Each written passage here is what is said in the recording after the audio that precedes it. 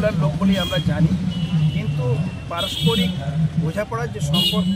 সেখানে যদি রাজনৈতিক বাতাবরণ তৈরি হয় এবং সেটা যদি নির্দিষ্ট দৃষ্টিকোণ থেকে এবং রাজনৈতিকভাবে ব্যবহার করা হয়, সেখানে আমাদের মতো সাধারণ লোকের বক্তব্য না রাখাই বাঞ্ছনীয় হবে বলে আমার মনে হয় যে মানুষকে অনেক বেশি রাজনৈতিকভাবে সচেতন থাকতে হবে এবং মিডিয়াকে সচেতন থাকতে হবে,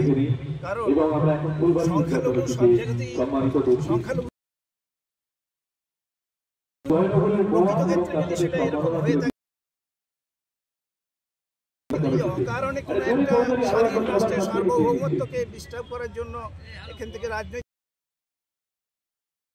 কারণ তার এফেক্ট আমাদের পশ্চিমবঙ্গেও পড়তে পারে এবং আমরা চাইবো এখানকার যে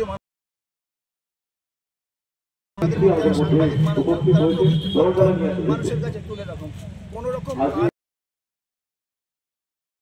নিশ্চিত বলুন, কিন্তু প্রকৃত ঘটনা যদি না হয়ে থাকে তাহলে শুভেন্দু বললেন না করলেই ভালো। আমরা দেখতে পাচ্ছি যে ভারতবর্ষের সংখ্যালঘুদের তাদের পাশে দাঁড়ানো উচিত, আমরা তাদেরকে নিম্ন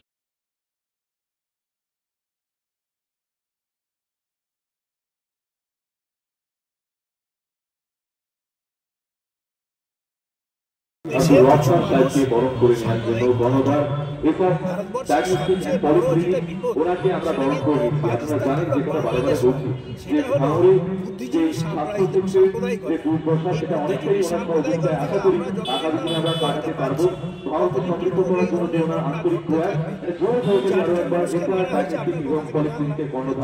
আপনার ভারতবর্ষের বাকি সম্প্রদায়ের যে সমস্ত